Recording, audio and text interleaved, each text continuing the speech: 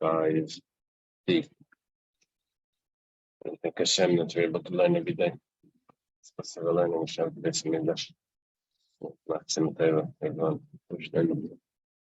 Okay, so we're talking about when someone passes away and leaves money to Tuvia. But the problem is there were two people with the same name. So they both show up. Which one did he mean? Well, it depends. If one's a Talmud Chacham, then he probably meant him. What happens if it's money? No, I think it's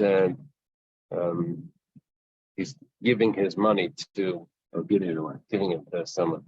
Well, what happens if it's a relative and a neighbor? That's the question now. Which one would we assume would be the one that he would be wanting to give it to his neighbor, to his relative? It says Tashma better a close neighbor than a distant brother. Probably meant to give it to his neighbor. What happens if the two people that show up with the same name are of equal significance to this person? Either they're both relatives, they're both neighbors, they're both sages. Shuddha Daini means that the judge can decide however he wants. Yeah, we have cases like that, which is interesting. It's like almost like arbitrary, coin. Well, there's different interpretations what it really means, but that's one of them. Rashi seems to say that he has to use his judgment, not just without judgment. But, okay, Amar le Rava lebreder Abchia bar Rabban. Rava says to the son of Abchia bar Rabban, he says, you said the Havi Amar Rava, come and I'm going to tell you something really good that your father would say. Who's his father? Father is Abchia bar Rabban. Adam Shmuel. This that Shmuel says, let's say someone sells his friend a promissory note. He sells a promissory note to his friend. And then, let's say, let's put some names to this. Ruvain lends Shimon money. Okay, now Reuben has a promissory note that he can collect from Shimon. He goes to Levi and he sells the note to Levi. Okay, now then Reuben says, he goes to Shimon and says, you know what, you don't have to pay me back. Now he already sold it to Levi, but he had an obligation to Reuben. So the power to collect was in Levi's hands, but the original debt was to Reuben. Reuben can still forgive the debt. So it becomes machal. Let's say Reuben passed away, and Reuben's son, the names of Reuben's sons,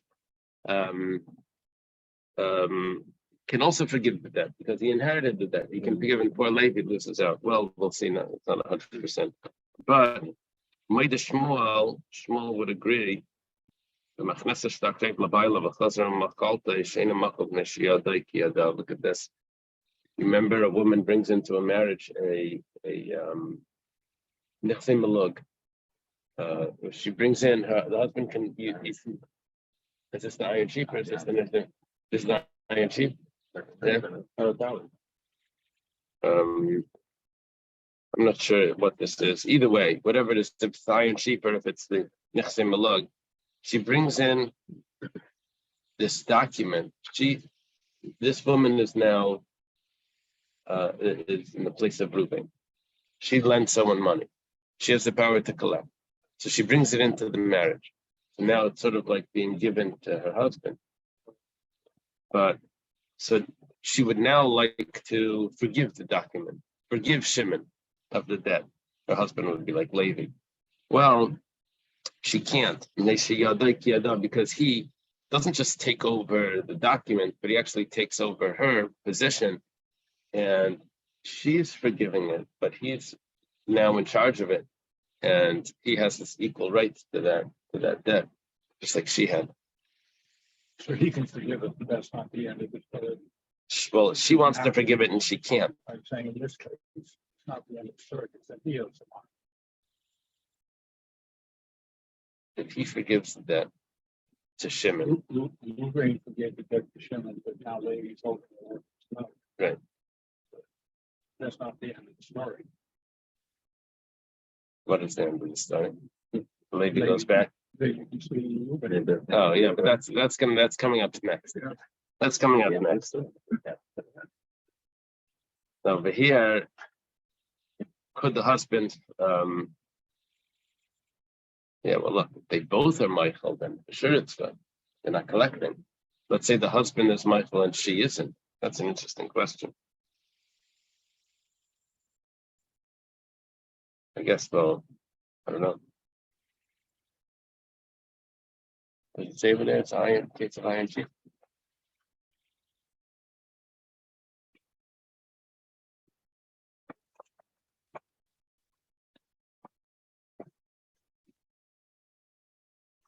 Okay.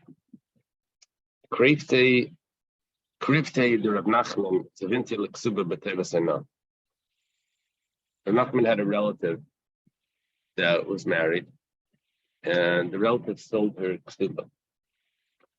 Now, sell the ksuba means sell the rights to collect the ksuba. Now, there's a little risk in that because the ksuba is worth 200 zuz, let's say. The risk is that the purchaser of this was only going to be able to collect if the husband died or divorced her. If she dies, then he doesn't collect anything. So this is a risk type of purchase. Anyway, so she can only sell it with Tevasana. Why would she?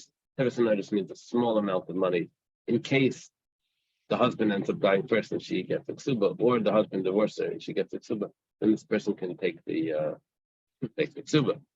But what's happening now is Igarsha, the woman gets divorced. Okay, it's good for this purchaser. Ushchiva, and then the woman died. Oh, now that's fine because the money still goes to the woman's relatives, and the person had bought the ksuba. So asuka tavale lebrate. So now the woman that bought I don't know if it's a woman that bought the ksuba. The man, or whoever it was that bought the ksuba, is now coming to the daughter of the person that sold it. Why did she sell the ksuba? She needed small change.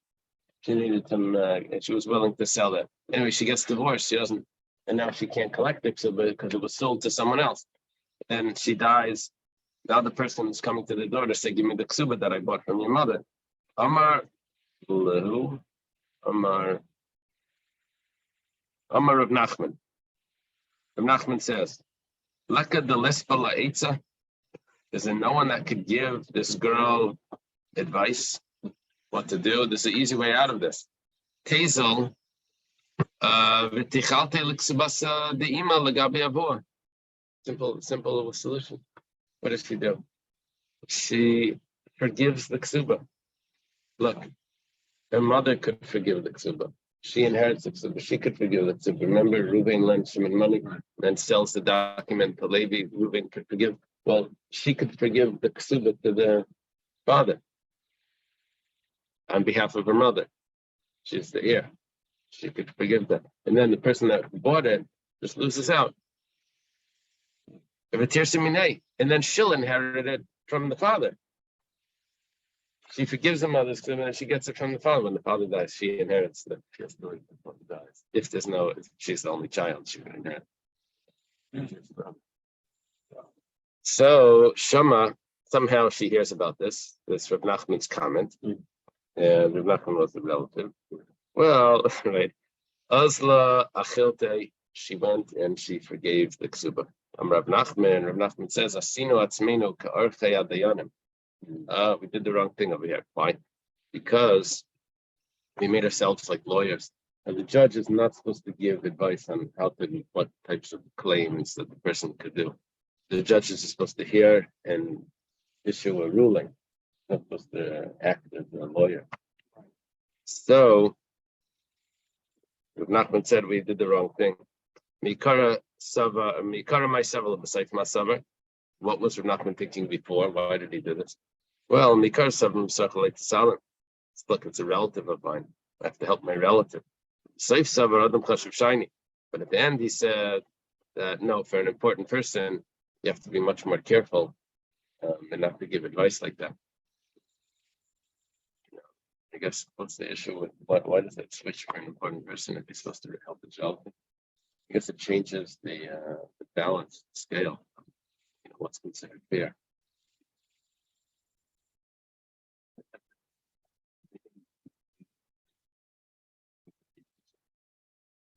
Right. And Rashi says that other people will learn from him, and they're going to start. They'll start giving advice in court, even to non-relatives. Okay, it sounds like for relatives it's still actually fine, which is interesting. He wouldn't be allowed to take the case. So did Rav Nachman take the case, or is he just giving advice? He just gave advice. We're not judge. Right. But he was a judge. But just, I guess not in that case.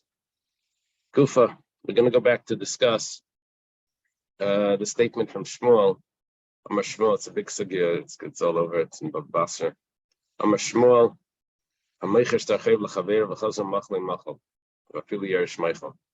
Shmuel says, someone sells the promissory note to someone else, he can still forgive the debt. Amar Apuna Breder Rav Yeshua Vipikechu. So that means that someone filled a check. I don't know what a check is. Let me think about that.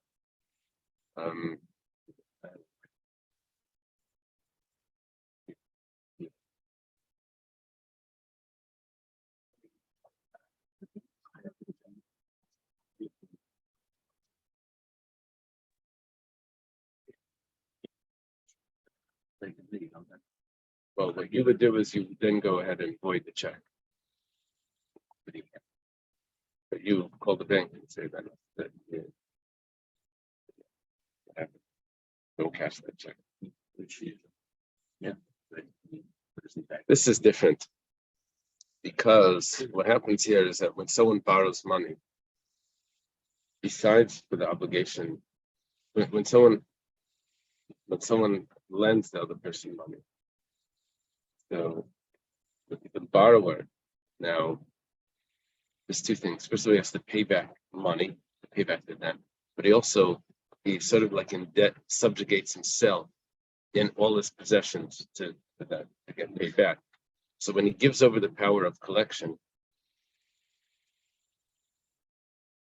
when the lender gives over the power of collection, so that's just the external part of collecting the money, but the subjugation of the borrower to the lender is much deeper than just that power of collection. So there's still that he can still forgive the whole background to it, the whole underlying obligation, and then the person's left with just with the paper. Okay. If the purchaser of the promissory note is wise, it's a smart fellow, what he'll do is he'll go over to the borrower and he'll say, he'll go over to Levi, will go over to Shimon and say, I bought the promissory note from Reuben, but here's a few coins. I'd like to redo the promissory note that you owe it directly to me. And I don't mind, whatever, take it down $5, whatever. And then he gets a new note. So then he's redone the debt, and then Reuven can't. Okay. Amar Meimar. This is what Rav Naftali brought up. Meimar says, there's a big discussion about damages that are done indirectly. So, for example, here Reuven is indirectly damaging Levi. He didn't go over and didn't break something of Levi. He didn't steal from Levi. He's just causing Levi a damage because Levi bought something and he's making what he bought worthless by forgiving the debt. So is that considered damage that could be collected in court?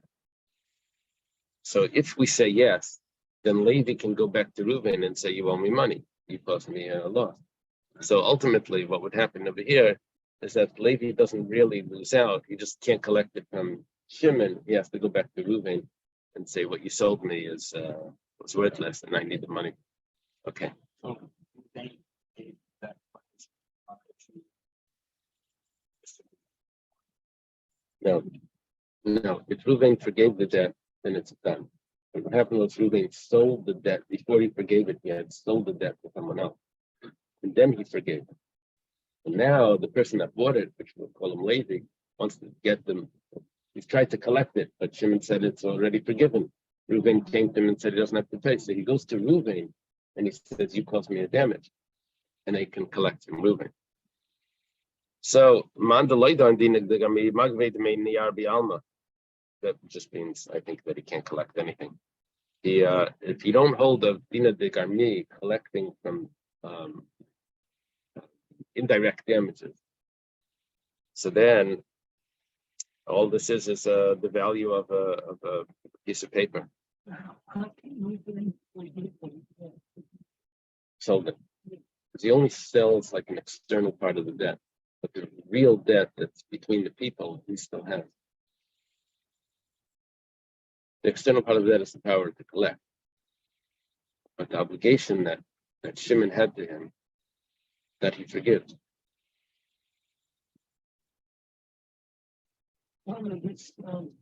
Similar to what we learned we did with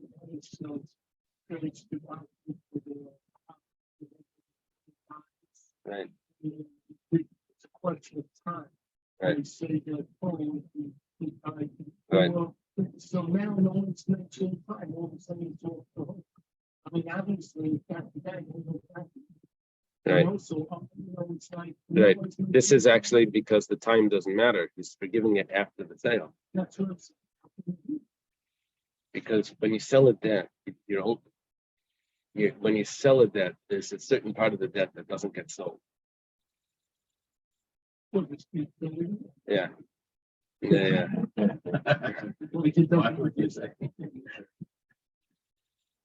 Something like that.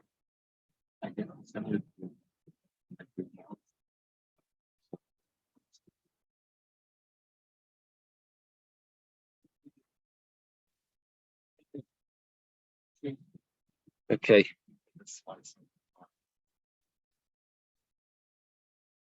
There was a story, the Kafi Rafram Ravashi Vagbe Kishura Litsalmi.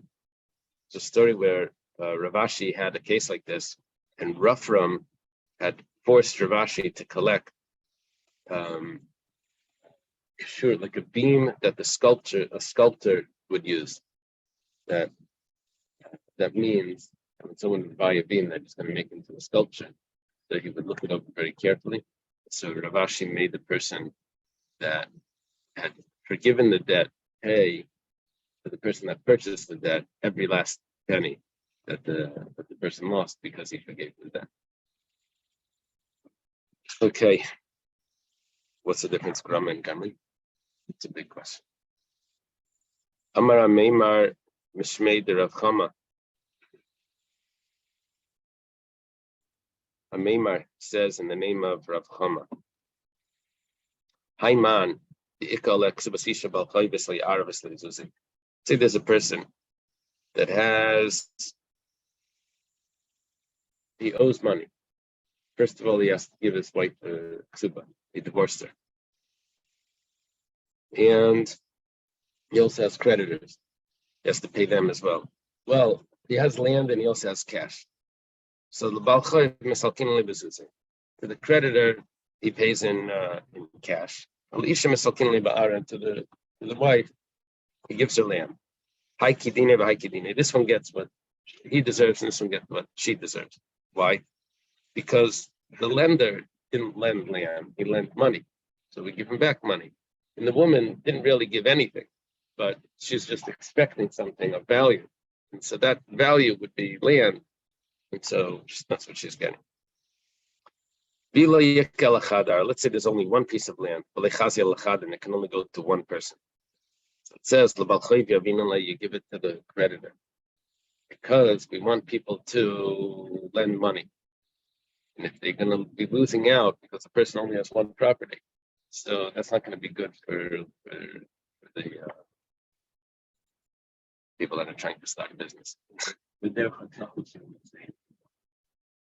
Yeah. So it turns out that we have a svara like that as well. We always want that there should be chain. Women that got divorced should have money so that people should want to marry her, or that she should want to get married in the first place. But this is a stronger svara. No, creditor comes first. Leisha lo yavinana. The woman, you don't give it to her. My timer. She wanted to get married, even more than he wanted to get married. That is a very interesting question. Rashi, very good point. Yeah, that. Yeah, take that there. Where's the trophy? Rashi says that it matters that they were written in the same. What we're talking about here is that they were written on the same day. Yeah, and you don't have one that preceded the other. The other commentaries don't say this. The other commentaries say that there could be, let's say he got married first, then he borrows money.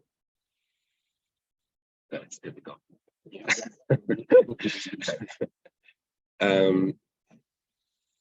Then he purchased land. Then he purchased land. So the land that he purchased now is equally indebted to both of these things, just because he got married first, but he purchased the land. That one piece of property, he had both of them. He had both debts before he purchased the property. Now he purchased it. Both of them are coming onto this land at the same time. So it doesn't matter which one comes first. There's only one piece of land that received both debts on it at the same time. So it really doesn't matter which one was first. You hear what's going on in there? It switches like the timeline. We were thinking if the property was owned first, and then he gets married, and then he borrows money, so then the lien of the marriage would have come first before the creditor. But if he purchases the property later, then the lien comes on it equally.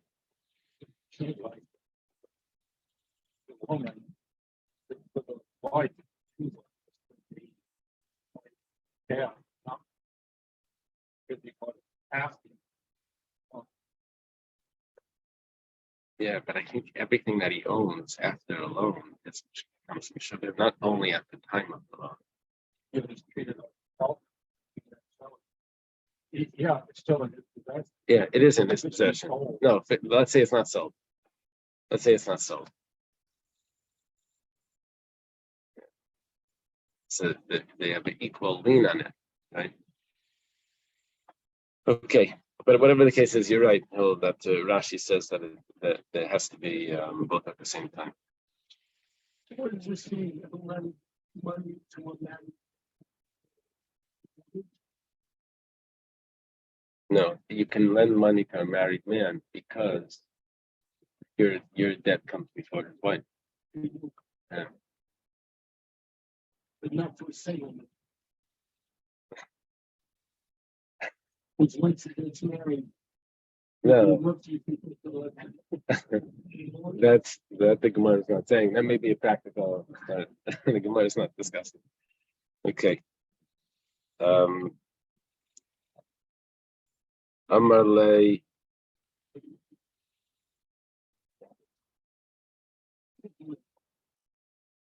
Yeah, this shliach is coming on. All Bakrim are rich. Everyone that's not married is rich. Man. All the money is extra. We could just give it away. Okay. Amalei Rav Papa Rav Chama. Rav Papa says to Rav Chama, Vadi Damisim Mishmei de Rava. Is it true? I think that's what he's saying. Yeah, is it true what you said in the name of Rava? Haiman Damaski Bezuzi Vislayara Vasabalchay V'Katav Minei Ramali Zil Shkel Meara Aminan Le Zil Zavanat Vaisi Havle. Okay.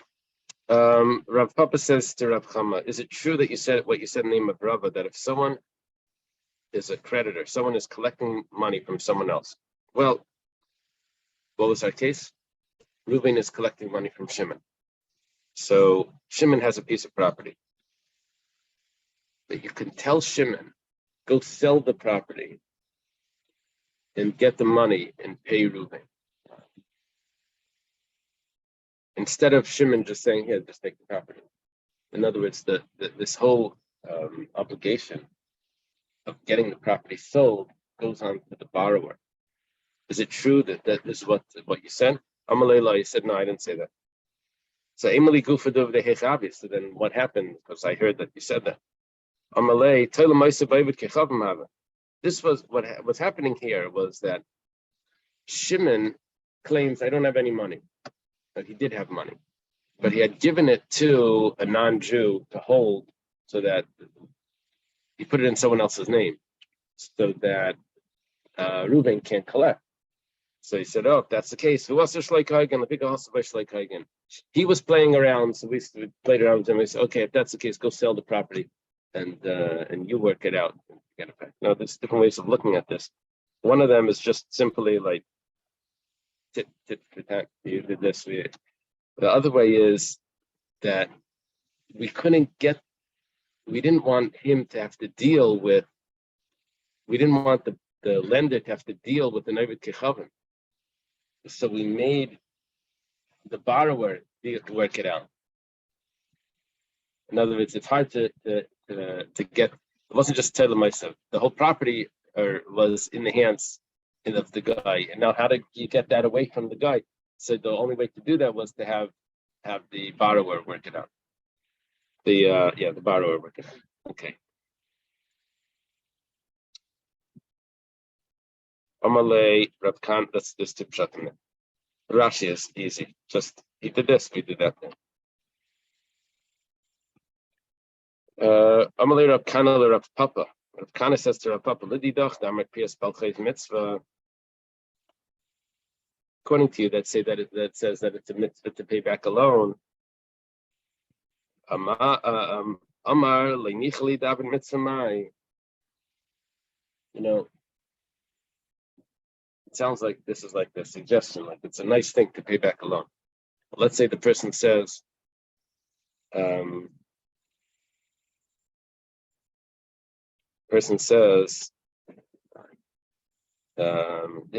not like up to mitzvahs today. Not my mitzvahs today.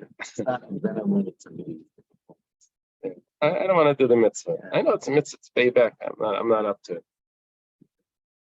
So Amalei, so he responded to this. He says, Tanina. It's a funny question someone asked. I think they say Chaim asked this. They said, mitzvah. Payback of that is a mitzvah. And when it comes to mitzvah, you only have to spend a third of your money with mitzvah, like shlish mitzvah. So why does it say that to pay back a loan, you have to give even the shirt off your back? It's really a mitzvah, it should only be a third. Right? So Reb Chaim said, because the money that that the person has, belongs to the creditor. Shlish b'mitzvah when it's your own money. But this isn't even your money. You're just holding someone else's money. Okay. So Amalei Tanina. This we learned in the Mishnah. Tanina's advice probably. When do we say that we get malchus if someone violates a negative prohibition that's only mitzvah say? Negative of a mitzvah say, but if someone is not going to do a positive mitzvah, for example, someone said, they tell a guy, where's your sukkah? I'm not making one. Lulav, why don't you shake your lulav? He said, very nice. He said, I'm not doing it this year. The Makanai say they hit him at Shetetzi Nafshe until his life goes out, till his soul goes out. So, there's a discussion. Who does this? The neighbor or the Bezdin? I mean, like who is this even over to? Makanai say Shetetzi Nafshe. If you say that this is an obligation on every single person, then the Rebbe's Mitzayim has a very strong source. He's a receiver stuff discussing. But who does this obligation on? But if you say it's just on a best, then that's a different story. Then you're not the best, then you can't go around. No, we don't actually hit people, but we do encourage it. What it means is if the obligation to do this is on everyone, then this is like it's not just theoretical. Oh, it's a nice thing. No, it's an obligation. Every person to go to all your neighbors to make sure they have a sukkah and a lulav. So what comes out over here is that you have to force the person to do the mitzvah, pay back the loan. Yeah, it's like no, the time of the mitzvah, which is like okay, so this is over. Stop it. You can do it. No, it's not to you. It's not. What do you see that? So what he's saying is, Rashi says, that what Rashi's saying is that you don't have to hit him when he can't do it anymore just because he was a bad guy. You only hit him to get him to perform the mitzvah. Even if it means I don't know yet, but you just know it. So you don't feel the bad. And if it's not time, we're going to go over and say, no, because there's no mitzvah. Yeah. Only just to get him to do the mitzvah. Okay. Right.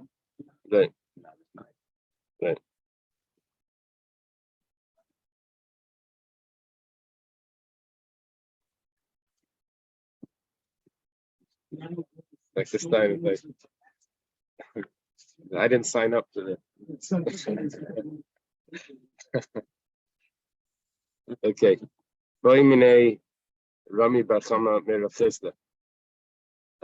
Rami Bar Chama asks Rav Chisda a question. Rav Chisda is his father-in-law.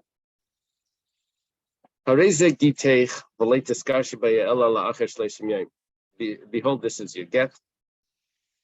However, you should only be divorced with it after 30 days. I don't know what's going on over there, but whatever the case is. She goes away. But she left it sitting on the side of the Rosh Hashanah. In other words, when 30 days comes by, it's not in her possession. Well, what's going to be the din? Amar Lei, so Rav Chisda says, she's not divorced. Where do we see this? The Rabbi Shmuel Dam tribe, we said before that Kol HaKodim by Zacha, there's certain fruits that were on this property, went from one husband to the next husband. We said that whoever comes and takes it, the inheritors don't get it. Remember that. If it's put in the Rosh Hashanah, if it's piled in the Rosh Hashanah, so the inheritors don't get it. So here we're talking about also that it's considered like it's in the Rosh Hashanah because it's on the side of the road. In other words, it's not hers. It's not in her Rishus to get divorced. Umar says, Adarabba, on the contrary, Megureshes, she should be divorced. Midrab Nachman, Rav Nachman, Amar Rabba Baravua. Rav Nachman says in the name of Rabba Baravua, that was his teacher and his father-in-law. Someone says, pull this cow, and it should be acquired to you after 30 days. No, pull it now, and you'll get it after 30 days. There's a kinyan now, and the same thing as he gave the woman the document now, but said that she should only be she should only be divorced within 30 days. She should only acquire it in 30 days. So here also, same thing. The cow, you should only acquire it after 30 days. It says, "Kana." Does work. Even if in 30 days it's in the meadow, in other words, not in a place where it's his possession. Very interesting. And that should be the same status as the side of the road, which is where her death was. It's a question on Rav Chisda. Where it says light. It's not so, because Agam Lechod v'tzidur Shesram Lechod. Somehow the meadow is an easier place to make the kinyan than it is for the side of the road. The meadow is probably more of a private area, and the side of the road is more of a public area. So there's no the kinyan is less over there. Ikadami, there are those that have this Gemara entirely different. Amalei Megureshes. Rav Chisda, instead of saying Eina Megureshes, said she is divorced after 30 days. And Midar Rav Nachman, just like the case of Rav Nachman, and it is like the meadow, the side of the road. That's why she's divorced. The Gemara says, Adarabba. According to this version of the Gemara, the question went the other way. It says, on the contrary, Eina Megureshes, Midar Rav Shmuel. Because of Rav and Shmuel say that the Rosh Hashanah is not a place that you can make a kinyan. My love, and look, Tzidar Rosh Hashanah, the side of the road should be the same as the road. It goes back the other way. Okay. Ready for this? We'll have.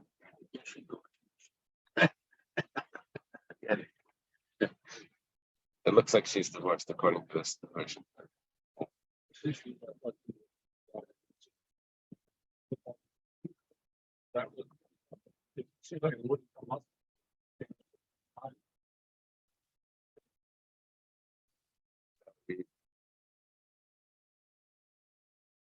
I think what really matters is the position that it's in after 30 days. Because the original Mashiach, her receiving it back then, seems like everything's perfect.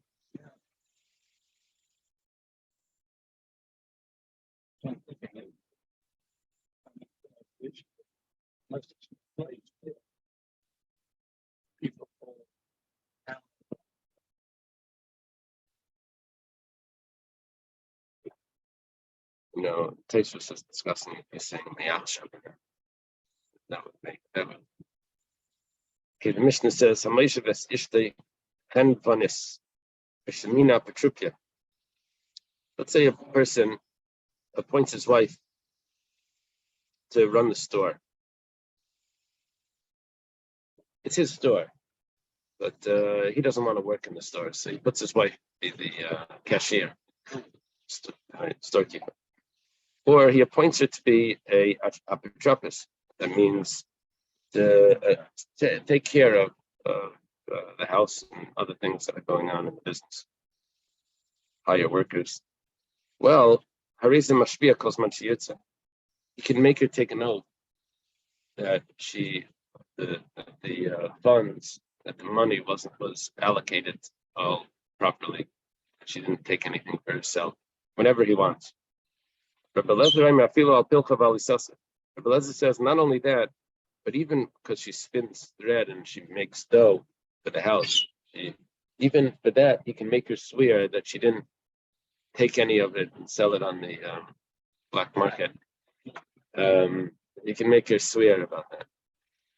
I have a question, Rabbi Eliezer's view over here. Really something. This was unclear in the Mishnah if Rabbi Eliezer was a follow-up of the first case of the Mishnah. This woman is a storekeeper, and he's allowed to make her swear. Oh, while he's at it, something called Gilgal Shvua. You're swearing about what's happened with all the merchandise in the store. While you're at it, let's have her roll on to her another oath about the spinning of the thread and the dough. Just throw that in. And also, that's...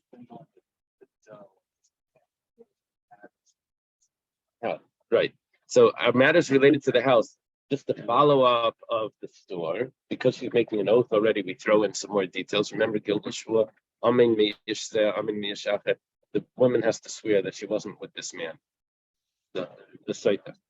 And then while they're at it, they say that she wasn't with any other man either. They just throw on, roll on, when she's already swearing. So, is this just a Gilgal Shvoi Lachatchila Kamar? Or was Rabbi Eliezer saying that even if his wife is not a storekeeper, he can just take her to court whenever he wants and just say, swear that you didn't sell the dough on the side. Notice the little bit missing. Yeah. That's why the sages don't agree. Yeah.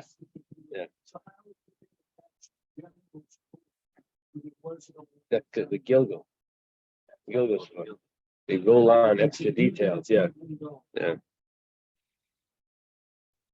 So, and that's the Gemara's question. Was Rabbi Eliezer here referring to a Gilgal Shvua because she was a storekeeper or a Shabbos, or is this like outright, the person can take his wife and make her swear? Well, Tashma. Come and listen. They told Rabbi Eliezer, you can't live with a snake in the same basket. And they're calling this guy a snake if he's going to make it. But obviously, it's not just the Gilgal Shvua. Rabbi Eliezer was saying that you can actually call her and take an oath about everything. If you say that Rabbi Eliezer would say that you can actually just call her in to make an oath, so then we understand what the sages said. Aliyam tell you they Gilgal, but if you say it's through Gilgal, then my nafkalamina. What's the difference? She had to swear because she's running a store, and she has to make sure that everything is that she swears. But so they throw on some other things, but that it's not a new oath. It's what's just following up. Well, the Amalek, even the Kadaikis Basrei Kulihai Limitina Dadabada. The truth is that it's not a proof. Because what really, that comment that a person can't live with a snake in the same basket doesn't have to do with if she's making an original oath or if she's making a Gilgal Shvua, because she just doesn't want to live with someone that is so particular, that's measuring, things, every little thing. You can't live like that. That's too much different.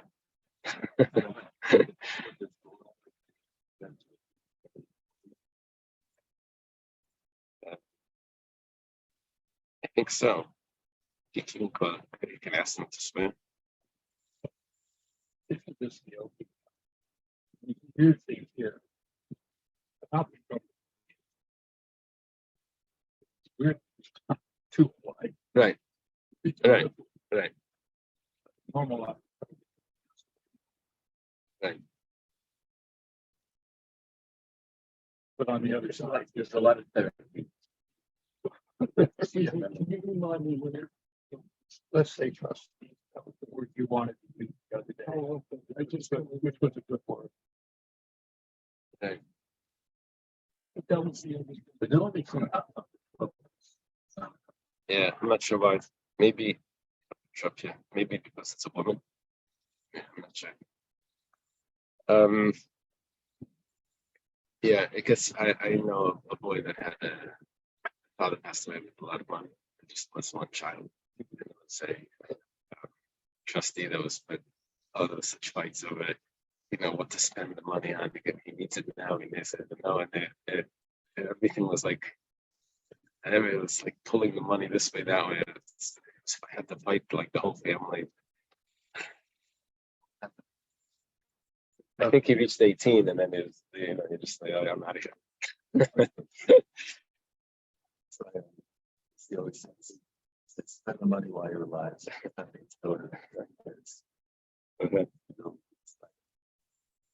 Margaret told that to his son. Mala. Oh, it's well. Don't save money. Anyway, there was no money. Tashima. Come and listen. Hareshli patis ishlim in anedim in a shvua. The yeshiva chen v'nes yishmina k'chappis. Reason mashpia calls man shiyatze. But over here, we're just saying in the negative that there was a possibility that he could have told her when they got married, I'm never going to make this swear. But he didn't do that. So now he can make her swear. Let's say he didn't put her as a storekeeper. He didn't put her as a apotropos. Then he cannot make her swear. That was the opinion of the sages. Rabbi Eliezer says, it's the reason mashpia calls man shiyitza. Because a woman is always an apotropos. She's always in charge of the home and the things in the house. They said to him, a person can't live with the snake in the same basket. Even if he can, charm the snake, but you can't live like that long term. You can do that for a few minutes, but not your whole life. So Shema Mina, we see obviously that what Rabbi Lezer was saying was that L'chatchila, a husband can always make his wife swear. Okay. Because of law, Neder Shvoim Li'alacha. This is exactly what we quoted before. That when he gets married, he can say, "I'm never going to make you swear." So in Yachal Hashpia, if that's what they made up, he's not able to make her swear. Abba Mashpia was Yorsheh, but he can make the inheritors swear. Besabar Beshusa, or people that maybe she sold it to, if she sold her Kesuba or something like that. Yeah, we're going to have to see what the swear is. The Gemara is going to discuss a little bit more. Neder ushvua imli alecha val yashecha val abar b'shuscha. Let's say he said no oath and no vows, no swears were going to come to me from you or from your inheritors or anyone that came because of you, because of someone that sold it to. Any yachal hashpia lehi v'lo yarshav v'lo yasbar b'shuscha. Abel yarshav, but his inheritors mashpia naisav esishev asbar b'shuscha. Can make the wife and all her inheritors swear. Not